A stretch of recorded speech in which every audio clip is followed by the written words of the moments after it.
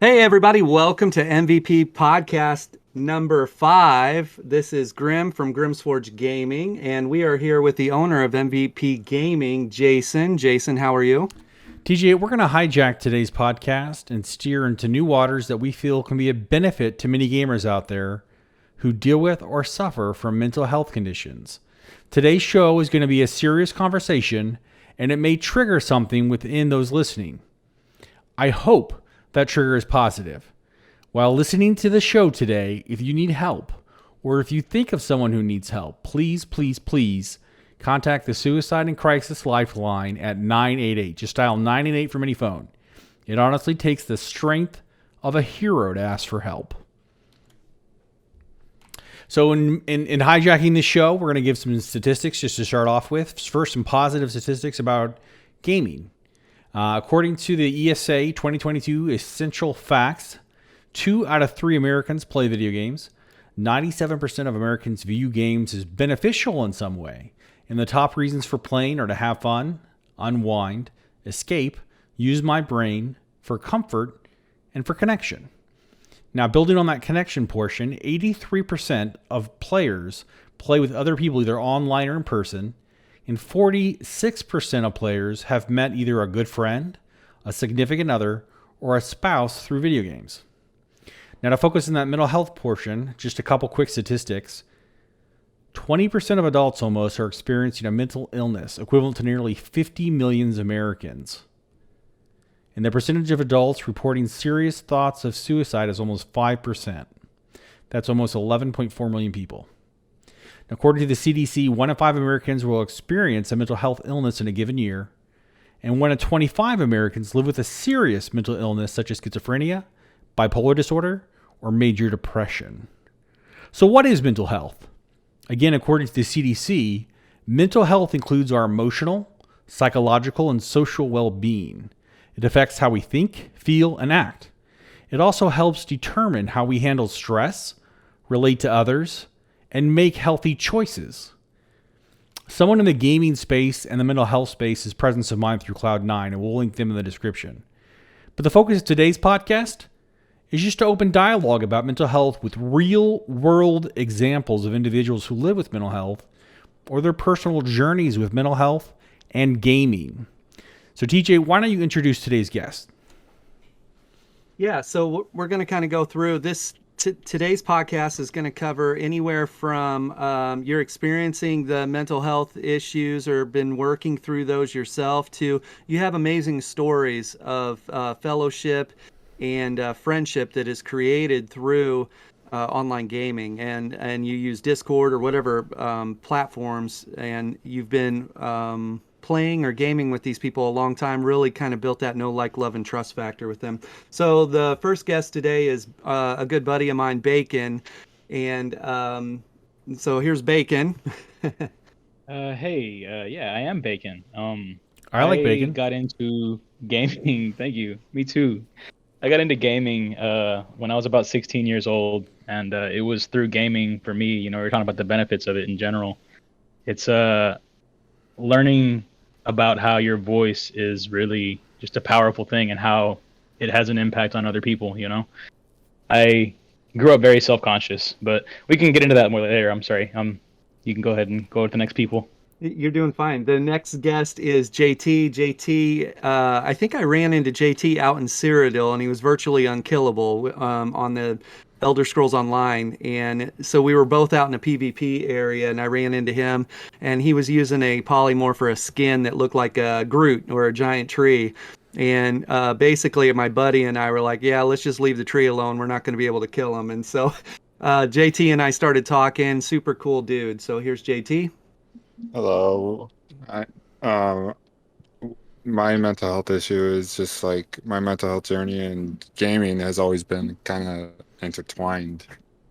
Um I started gaming when I was like 4 or 5 years old, playing on a PC, playing like Sonic and Mario, stuff like that. It was fun and it gave me stress relief from like school and all sorts of things.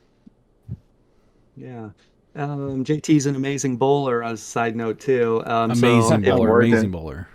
Yeah, working on it. yeah. If you really want us to nerd out, wait until you hear he and I start talking about bowling. Nerd alert, nerd Your alert. Yeah, your eyes will glaze over. So, and then the last guest we have today is Moonglobes. And Moon, I think I was running around a PvP zone, Imperial City, and I ran into her. And I get accused of this a lot, like picking up strays, right? That's what people say. And there's just random people running through the area or whatever, and then I'll just message them and just be like, "Hey, can I go with you?" Or "Hey," and I know that area pretty well, and then we just strike up a conversation. So come here often and whatever else. But here's Moon.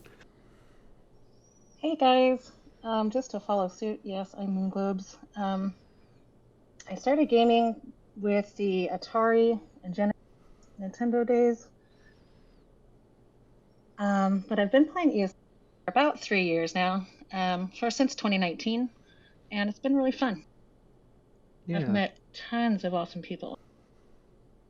yeah. Just our community alone in Discord from the Grimsforge Gaming channel, and then some other Discords have kind of jumped over and joined that. I really like the atmosphere that we have too, where it's very low testosterone or low ego, I guess, and everybody has fun. But we do have some very, very skilled PvPers in Elder Scrolls Online. So it's kind of rare to see that, because everybody believes that there's like this elitist or toxicity that comes with being really good at PvP. But I think that our Discord and the community that we have is kind of proves that to be wrong. But There's a lot of toxicity in gaming, and anytime you can prove that wrong is always a positive thing. yeah, Oh yeah. yeah, oh yeah. I mean, that's why everybody comes here, right? Everyone comes here. They're not trying to Cheers. come. Yeah, cheers. Where everyone knows your name. They're not trying to come here to salt farm or to, stress themselves out anymore. That they're trying to come here and kind of have a reprieve or get away from their daily stresses.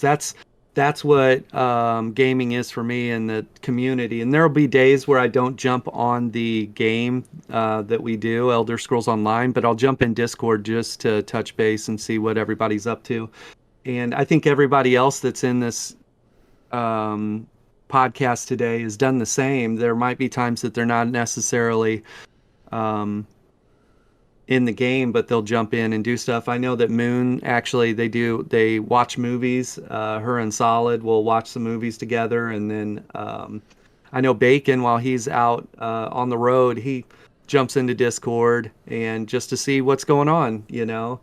And but I really like that fellowship, that friendship that's kind of created through that. So I think that's the way that you kind of like built the guild itself, though. Like you made it with that idea of people coming in and helping people, the friendship, the egos kind of just thrown aside. And so those are kind of the people that you attracted to the guild and the Discord in general. So you made it very easy for that to happen. But yeah, I do enjoy the same thing, just kind of jumping into Discord, seeing whenever people are online and going and yeah, just talking while I'm driving because it does get boring out there. It does get boring out in the road and seeing people online all talking about whatever. It's nice. I'd like to highlight just something real quick, and I'd like to ask this question. I'm going to pose it out to everybody, and then if someone wants to, if they feel inspired to respond, please do so. But along those lines of just logging into Discord and getting that positive feeder bar hit, getting the positive dopamine from hitting that feeder bar from legitimate people who care about you in the community. Who's been in a situation where it was a situation where they needed that? Like it was mental health, like they were struggling, they were having a hard time. Either they needed to talk about it or they just needed to hear a positive affirmation about something, and led them to gaming to get that. Like, does anybody have a story they'd like to share? I may have a story like that.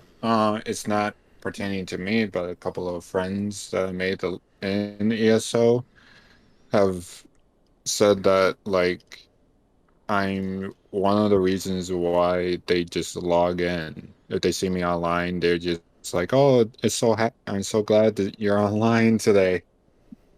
And like they look forward to fighting me or even chatting with me because I'm always like there for them, I guess. Put in quotations, but like I'm more of a like, oh, how's your day going? I'm always asking like, oh, how's your day? Type of guy. And then when they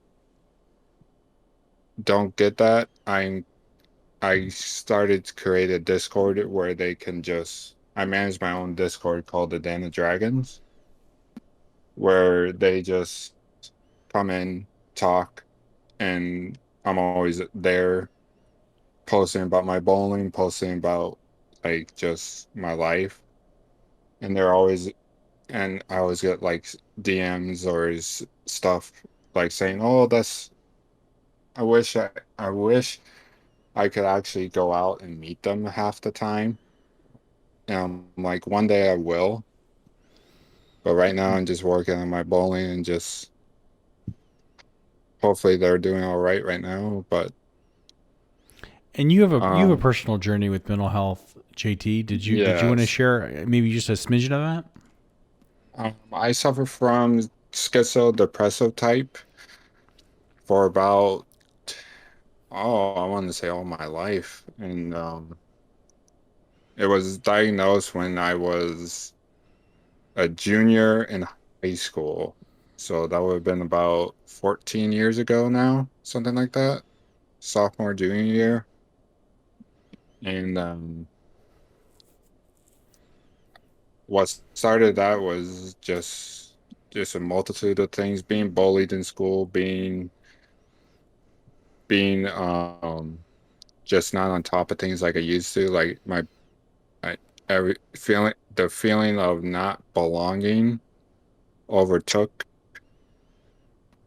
and that's where I went gaming, where gaming is I felt like I belonged at least somewhere in the community with other people. Like they didn't judge how I looked, didn't judge how I talked, didn't judge anything about me. So I'm like, oh, this is nice. So I've always gamed like that. It wasn't until I lost my one of my best friends due to suicide in senior year of high school that it really flipped my thinking process of like, hey, maybe I should reach out to more people online just to see how they're doing. Yeah. Yeah, So so with that first question that you asked, Jason, um, I I don't really feel like I do that very often, but I like to be the person that people can talk to. And yeah, so for me, I really enjoy the one-on-one conversations about problems with people's day-to-day lives, and of course it takes a while to get people to open up like that, and the best way to do it is to open up yourself. Be vulnerable for others, and usually they'll do the same for you, if they feel safe and comfortable doing that. But those for me are my favorite conversations with people, to hear what's going on in people's lives and to be able to advise. I feel like most people's problems, it's kind of like the movies. There are 36 or 37 plot lines total, just kind of replayed throughout history. I've noticed in life, because similar to JT, I was also bullied a lot as a kid. Spanish was my first language and English was my second, and I eventually, to cope, just to be able to get up and go to school every day, it was I had to tell myself that I'm not going to know these people, a few years down the road, so their opinions don't matter to me. And so by doing that, I allowed myself to do and say what I wanted. I never really wanted to hurt anybody or anything, but it was just I'm going to do and say what I want because their opinions don't matter. This is my life and I'm going to live it my way. And, I found that people actually either loved or hated that about me. But again, I told myself it didn't matter. But by doing that, I found people began to open up more and more to me. And by just watching people and listening to people, um, it made it very easy to see if this person does this, then this is what happens. And over and over and over again, all the way up until today. You know, it's been one of my favorite things to do, is just to be able to help people help themselves. And yeah, that was that for me. That's awesome. I appreciate you sharing that, both of you too, JT. And it's kind of cool because, you know, I've heard 2 stories so far, and 3, because with TJ, with Grim, talking about providing that support for others, providing that positive interaction. Moon, do you have anything you want to share about that? Yeah, I actually can really relate to that from both sides, but mostly from the side of like, yes, Bacon, you give great advice. Thank you. And Grim too. But yeah, I think that when I started playing ESO, it was after a major life event that I kind of started to isolate myself after, right before lockdown happened. So I think the people I've met playing ESO, I was kind of slow starting at first, but all of the communities I've become a part of have really helped me to not feel isolated, and to just be able to like reach out literally at the push of a button, to be able to talk to people, to be able to communicate with people. I've like met people and built friendships with people I never would have met IRL, who wouldn't even be running in the same social groups as me necessarily. You know, so I think that it's really been a huge benefit to me. So yeah, I'm going to share something kind of personal right now. I also had kind of a tragic event occur in my life. I mean, everybody's had tragedy in one form or another. We go through trials, we go through hardships. I went through something that I felt was particularly hard. In my early 20s, I was told by God, I felt, the universe, whatever, to join the army. So I left a really good paying job and a girlfriend and, you know, the white picket fence in the house and the kids and the cat and the dog and the whole 9 yards. That was the path I felt like I was on. I left that path. I left that journey to walk a different path, to join the army, and everybody thought I was crazy. While I was in the service, after a couple of years, I came down with a severe mental health illness, which caused me to be medically discharged from the military. And for about a year and a half, I went through a really, really, really hard time, serious depression. I was in chaos. I was in a very dark space. So much so that I attempted suicide a number of times, and I was institutionalized a couple times, and I felt like I was hopeless. Like, I think the worst feeling in the world is hopelessness. And I existed with hopelessness for almost a full year. And the chaos was just so extreme. Like, I had no desire to wake up and roll out of bed. I had no desire to even breathe. Breathing was a challenge. It was just so much chaos and misery and hurt and pain and torture and torment and hell. But I got through it. And one of the reasons why I got through it was that I was annoyed by what became a good friend, someone who recognized some of the signs that I was suffering and reached out continually to get me to log into World of Warcraft and to play Wrath of the Lich King with him. And I didn't want to, but I did because he expected me to. And so even though I didn't have hope for tomorrow, I felt an obligation to satisfy the curiosity or the whims or whatever of this individual, my buddy Jim. And he kept me alive. He kept me through that, through gaming. Eventually, I was able to get on some good medication and get out of that darkness through counseling and through medication and through therapy and everything. Because when you're that low, that's what it takes, right? It takes professional help. That's why you can never be too scared or too afraid to ask for help.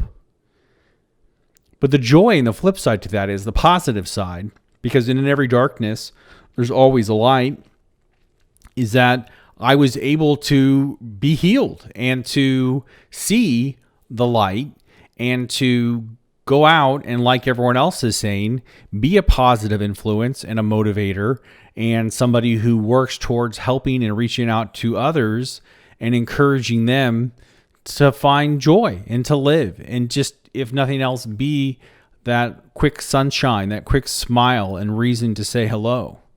I will share something about me, something about my life.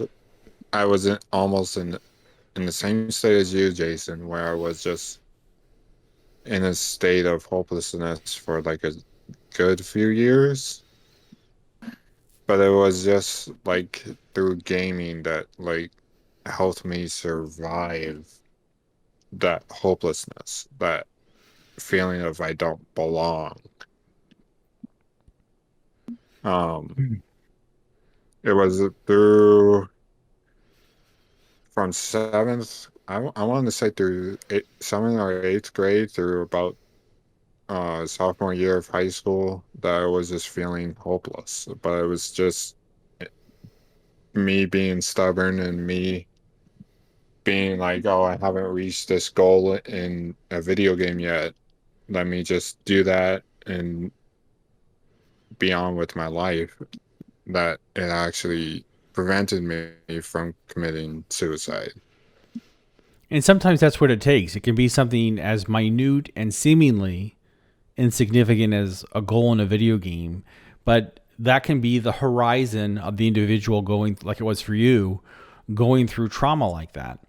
And I really want to emphasize, and Bacon, I'd like for you and then Moon for you, to talk about the joy of cresting that horizon and coming out of that tragedy, coming out of that hopelessness, and being enveloped in the warmth and the wonderful beauty that is life.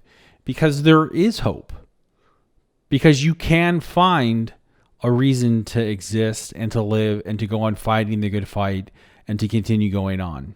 Whether that's a video game goal or a higher power or a buddy that annoys you and begs you to log online, gaming can be a source of community, of interaction, a fellowship and friendship to build bonds that withstand those trialsome burdens that can occur in tragedy.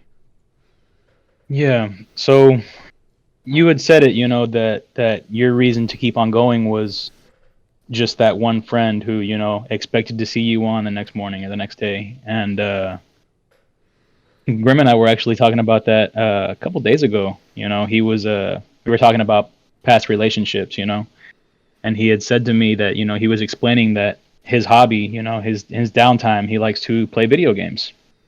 And he had said, it's not in real life that I'll be able to ever slay a dragon or save a life or, a couple other things. And it seemed almost like, he was kind of shy or timid about saying it, but it's I had to say to him, you're really not giving yourself enough credit for that, because you say that you won't get to save a life like that, but just by being that person in that video game and having the community that you have, having friends that you have online, there are a lot of people who don't really have anybody to talk to. And just by being that person to lend an ear, to listen, to advise, sometimes it is just as simple as just listening to a person, that can very well save a life on its own. And that is a very, very big thing, just to be able to be willing to give somebody your time, your attention, that emotional energy that they may not be getting out in the real world for whatever reason. For me, again, that gives me a huge sense of purpose, online, in game or in the real world. It's a very, very big thing to me. And like we were saying earlier, I don't really feel the need to be online. I haven't actually played ESO in almost a month now, because I've been out just constantly working. But I do still like to come into the Discord whenever I see only one person or a few people online and just talk, because I don't really know, where that person or where those people are at mentally or emotionally, or if they do, just want somebody to talk to, somebody to listen. I thoroughly enjoy being that person. That brings me much pleasure, and it keeps me from, diving back into, I guess that depression that, always has that ability to come back, And I want to hide that. No one really knows. I want to highlight that real quick, and then Moon, if you'd like to comment. You just said it, right? Like, in being that person, it prevents you from going back and being depressed, from reaching out to others, from giving service, from shining your light you receive light. It's that laws of attraction. Positivity begets positivity. By being positive, sir. by being somebody who is out there trying to help others, you find help yourself. Yes. Purpose. Moon, did you have any comments? Yeah, I think that I think I can really relate to that. In just feeling connected to people, like even if I'm not in game doing an activity with somebody, still just being like in Discord chat and voice chat with people, even if no one's necessarily saying much, just like feeling like someone's there, can be really, it just is comforting, It's comforting. It feels nice. Absolutely. So another quick story I had to do with Grim one time. So I live in Texas, and we're not used to really cold weather. And I had just been going through COVID, and this snowstorm hit. We don't see snow in Texas again. We don't see it. It's not a thing. But we're not equipped to handle it. And so we called it like the snowpocalypse. And so it was snowing and icing, and everybody's pipes were busting, and I was in the same situation, and my whole family had caught COVID at the same time, so we're all sick and dying in bed over the cold that we're not used to, and the snow and the COVID itself. And he reaches out, hey, I hear it's pretty terrible down there. How are you? How's the family? And so we catch up a little bit, and I tell him none of us are really feeling good, and what's going on, and we're melting snow from outside just to have water, and he said, okay, let me see what I can do for you. And he reaches back out again. He's like, I can get together a care package for you, water, blankets, heaters. What else do you need? And that was huge to me. I didn't really think of anybody, online, an online friend being able to do that. It never really seemed as like, even a possibility, who does that? But yeah, that was huge to me. Well, Grim does that.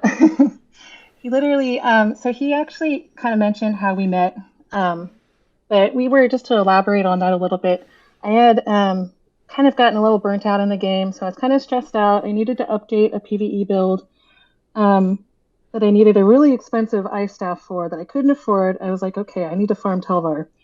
So I went with my most survivable character down to the sewers and was really struggling because it wasn't a PvP build, and Grim saw me struggling and grouped with me, befriended me, and helped me farm Telvar for like 2 weeks.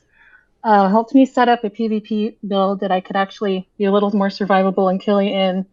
And I got enough Telvar just to flip it into gold and buy my ice staff. And he's just been awesome. Like, what a guy, right? Seriously. Yeah, TJ's awesome. He's built such a supportive community. It's amazing. Yeah, people like that always have your best interests in heart. Just know that if you're ever suffering through like anything severe or even as minor as like, oh, I don't look good today, maybe I shouldn't come online, or even I don't feel good today, it's okay to just come, go to the Discord or just talk in the Discord and everyone's like, oh, this is great. Everyone's chatting, everyone is communicating, everyone's talking about bills, and then lo and behold, you just forget about what was bothering you in the first place. So if ever you're in need, don't be afraid to ask. I love that. Don't be afraid to ask. And going back to what I said at the beginning of the show, it literally does take the strength of a hero to ask for help. I was playing a video game with a guy for 7 or 8 years, and I don't know why. Like I never gave the impression that I was gonna judge him for his sexual preferences or anything. But he actually told my wife before he told me, and he had only been playing with my wife for about, I don't know, 3 or 4 months. And she's like, hey, you need to go get online. He has to tell you something. And okay, so I go and I get online. He's like, hey. And so eventually he gets around to telling me he's gay. And I'm like, oh, shocking. it's like I knew this. He just never told me. Like, it's not a big deal, I don't really care, And I was just, okay, well, life goes on, And later on, he starts telling me that his his family and him weren't really getting along, and they were not on the best of terms, and he was, probably going to be homeless soon. And I told him, I can't afford to bring you down to Texas, but if you can figure out how to get here, you can live in my house, and we'll get you to and from the work that you eventually find for as long as it takes until you can, save up for a car, and we'll work it out. You can live here and we'll work it out. We'll figure it out together. And I don't know. He ended up moving to another friend's house who was closer, and while he was there, he ended up taking his own life. And again, we played that video game every day, every other day, and Yeah. whenever it happened, it was just such a shock, because it's like, we were just talking, a day ago, 2 days ago. How did I not see that coming? Like, I remember Yeah. being, I don't know, just very much taken aback by it, and wondering, what could I have done better? What could I have done better? And later on, much later on, actually very recently, I had somebody else come out to me, and they had said the same thing. They had kind of, been scared to tell me, and again, they told my wife first, and whenever they finally came out to me, I know. Whenever they finally came out to me, it was I guess I was similar. It's like, well, I kind of always seen this coming. It is what it is. Life goes on. Let's just keep living it. And my wife tells me about that interaction, and she's like, I don't think you did enough.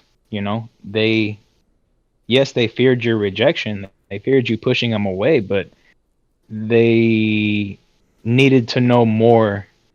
They didn't just want your dismissal. They wanted to know that you still love them, you still care. I agree. And so I was, Yeah. I had to, and I couldn't see it. I've always been very, I guess I don't want to say emotionally closed off, but I'm not really good at knowing what it is exactly Expressing. that I'm feeling. Me personally, Yeah. expressing my own feelings. Yes, I've kind of been. I was always kind of forced to be, the father of the house. Ever since I was like 7 years old. Single mom household, whatever, and just so emotions weren't really a thing that were afforded to me. I always had to be, the strong one or whatever, and so. Um, so I actually talked to another guy in Discord, and he's like, yeah, no, I've been through thousands and thousands and thousands of hours of therapy, and this is probably the conversation that you should have. This is how you should have it, and just be able to figure out what it is you're feeling and express that. And he kind of talked me through it, and so I was able to go back and have that conversation and make that right, because that's ultimately the biggest fear. I said the biggest joy, one of the biggest joys in life for me, is to be able to help others help themselves, and all that good jazz, help you grow to become a better version of yourself. But I guess, that biggest fear is to have But tried and not done good enough, and something like that happen. That's And it can be terrifying. just as terrifying as an ultimatum of the end of a life, or it could be as simple as just feeling rejected. Like, and again, in our mental health, there's a lot of variations of extremism or balance or one way or the other. I had a situation recently where I had a friend who expressed something, and I was just kind of like, okay. And then they took the strength to reply to me and say in an email or text rather, I understand that you're not mad at me, but I was really looking for more reassurance that things are okay, that they will be okay, that, you still do whatever. And, I just gave this, okay, if that's fine, but they were looking for more than that. And, thankfully they told me that, because I didn't validate them enough. They expressed, and I said fine, but they wanted validation and reassurance. I didn't give them that, so I had to go back and give that to them again. And we all need that, right? We all need validation. We all need a purpose, like we talked about earlier, but we also need validation for our feelings sometimes, especially for those people who we look up to. Yeah, and this friend of mine was like a year older than me, and when he passed away, literally at his funeral, I said to myself, no more. I'm just like, I'm just not gonna, not like no more and like, oh, I'm just gonna end my life. It was no more. I don't want to see more people suffering like this. No more of that. Some similar things occur in our life as far as some of our challenges. When I was 18, I graduated from high school, and a few months after I graduated, my best friend, and I wasn't close to anybody else. I wasn't close to my parents or my siblings, but I was close to this my best friend. We were blood brothers, you could say, or not blood brothers, but brothers without different mothers or whatever. Yeah, yeah. Anyway, he Brothers died of a from another cocaine mother. overdose Oh a my couple months gosh. after graduation. And an interesting fact, 2 weeks before that occurred, my dad called me and said, you need to move out to New Jersey. And I said, why? And it's because God told me, and I'm religious, take it for what it is. And I said, okay. So my dad drove 22 hours from New Jersey to Kansas City. I got in the car. He drove 22 hours back. And then I commenced my life in New Jersey. And less than 2 weeks later, I'm flying back to Kansas for the funeral of my best friend who died of a cocaine overdose. Had I been in Kansas City when that occurred, I probably would have died too. So it's kind of interesting how, everything happens for a reason. And in my life, I can say there's been some huge miracles where I've been greatly blessed with the intervention of loving and caring people. Whether we're talking about here, people, strangers that on Discord or in real life, family members or whatever. But even through the tragedy, like we said earlier, there's definitely a lot of joy to be had. Funny enough, I had one of my good friends who's in the Navy right now, reached out to me after our friend died, and he said, "Hey, are you okay?" and stuff like that. And it's just like that, just like that everyday aspect of, "Hey, are you okay? How are you doing?" That's what I do now. Just reach out randomly and just go, "Hey, how you doing?" Toxic things can be influenced by mental health, and they can influence our mental health. They can go vice versa, both ways in that. And just like with somebody that goes to AA, you have that accountability, and you have that checkup.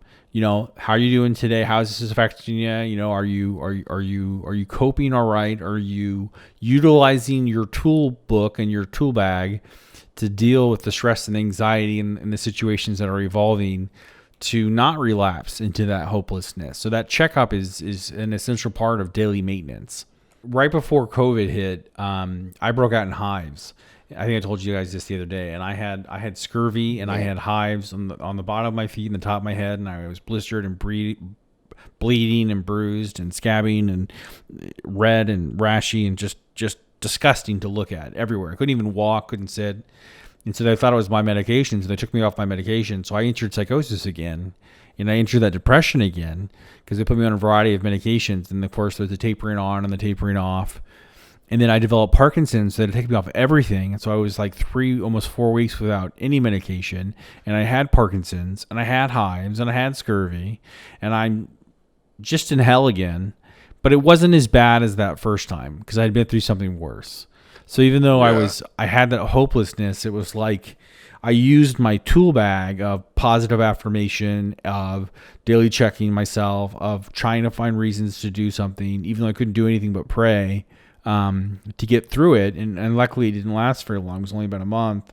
But then coming out of it, it was like, okay, I've learned the lessons. I'm not going to take a step back. I'm going to take a step forward.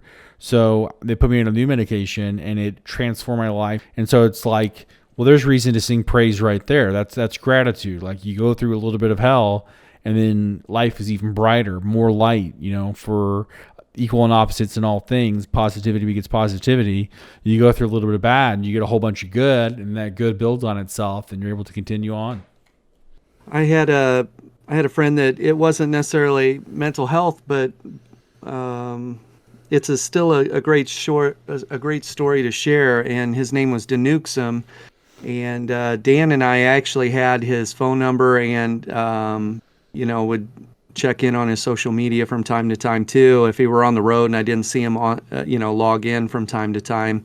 But Dan traveled all over the U.S. and he worked for NASA. And he would go and he would work at different sites, and he would be basically on the road. He was on the road more than he was at home. And so the internet was always hit and miss. And he was a great PvPer. There's a lot of videos. If you go through 2 years ago, a year ago, Danuxum and I were running around just duo and fighting crazy numbers. And occasionally you'll see in those clips where he disconnects mid fight, and he jumps back on and does the best he can to, get back in the fight. And some of them it'll be me, Icy, and Dan, and it's just the three of us, and we're fighting 20 people. So, but Dan was a great player, and Dan was actually there when I met Icy too. As a side note, Icy's one of the guys that we play with, and he had run around and done PvP with me for the longest time, and probably one of the best, if not the best, healers in Elder Scrolls Online now. He's just super impressive, very, very skillful in his craft, hard to kill, and which you need to be as a healer because you're going to be targeted. And so Icy and I were always in comms, and Dan was never in comms with us because of his hit and miss internet. Like, he's just happy that he could play the game, let alone trying to jump in Discord, right, and tax the system even more. And so Icy and I'd always laugh because we knew Dan was good for a fight. Like, if we come around the corner and there's 20 people, Dan's going to be in there fighting them before we even decide what we want to do. And he was just that type of guy. Like, he's in there, knees deep Dan. That's the PG-13 version of what he was called, knees deep Dan. But he was really good in a fight. But anyways, Dan was out traveling. I hadn't seen or heard from him in a while. So I gave him a call. I talked to him, and he said that he had been down with COVID. And this was a year and a half, 2 years ago. And he had been down with COVID, and here he was at traveling too. So he's at a hotel, and this is back when they required 14 days, And so he's at the hotel. He said, I think I'm on the other end of this, but man, when it hit me hard, like brain fog, not able to think coherently, bedridden, like couldn't mount enough energy to even get up or get out of bed. But all that's past me now. I'm, starting to feel a little better, a little stronger. And I was like, good. I had no clue that you were going through this, And Dan, in the time that I'd known him, was always a giving person, like in game. Like, he would say, hey, do you need gold? Do you need mats? Do you want anything crafted? He showed up one time with a full golded out armor set that he had made or he had bought, and he upgraded, and then he traded it to me, and he said, you have to try this. And I'm like, what the heck? Like, this is probably 1 million gold or 2 million gold worth of upgrades and enchants and everything. And he just showed up and gave it to me because he had been using it on something and he was blown away with the results. And so he's that type of guy, just very giving and selflessness. Anyways, fast forward to the phone call, and he said he was on the other end of it, to me not seeing or hearing from him for about 3 months after that. And normally he jumps in, even when he's traveling, he'll jump in, and I just hadn't seen or heard from him. And so I tried calling, no answer. I kept checking in on his social media on Facebook and didn't see anything. And then finally I checked in, and his Facebook page, I don't know if it had been set up to like a memorial status or something to that effect, but basically it was Facebook acknowledged that he had passed away. A family member or something to that effect had set it up to that. And so that was devastating. That was really sad because Dan was such a good person in game, and so I'm looking on his Facebook, and everywhere he traveled, there were people leaving comments on his Facebook post of something that he had done for them. Like he had taken someone to, drove them to work on a daily basis, someone that he didn't know. He didn't even know these people, by the way, right? There was another gentleman that was homeless. Dan took him and bought him new clothes and new shoes, and the guy commented on that. There was another person that Dan, on a daily basis, took them lunch or took them dinner. He brought them food on a daily basis, and there was probably 5, 10 different stories of people at random places throughout his travels that he was doing these selfless deeds for. And he not once ever told me about any of that, which makes it that much cooler. Not that he needed to, right? But he's not the type of person like you see today's day and age. They've got their cell phone recording and they walk up to a homeless person and hand them the food and the bottled water to make sure we've got it documented, right? Look at me, I'm such a great person. And he wasn't that. He literally did these things, and everyone that was there did not realize that he was doing these tasks, these things for people. And I wish the world had a little bit more of that in it, where, we can help, just offer a helping hand and help people, and it not be about the social media posts and about, hitting the like and subscribe and stuff like that. But, and I get it. We need you to hit that like and subscribe so this story gets out to more people, right? And how you can help or, potentially save someone, be a hero. But, yeah, so that's a story that really stuck with me. Danuxum, and you can go back and you can look at some of the videos 2 years ago randomly, and you'll see Danuxum running around and PvPing with us and killing people left and right. So that's all I had. Hopefully people benefit from this message and are a little more open. If they need the help, they'll ask for the help, or they'll offer the help. They're one or the other, right? Or both. Yeah.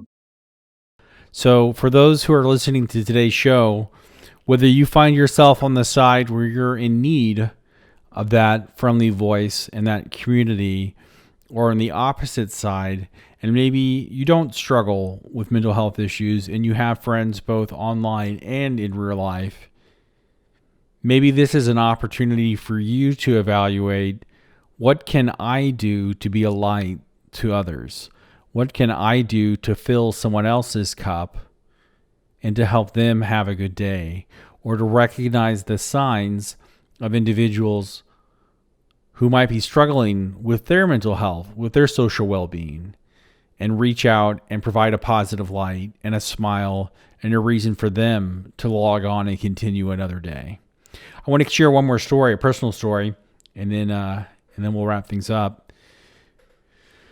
After I went through that trauma that I talked about earlier, I continued on that way for another year with really bad PTSD from what I had been through. So much so that the mere thought of experiencing even a raindrop of what I had been through was enough to cause me to collapse on the ground in tears and sob uncontrollably. It was just so painful of a memory.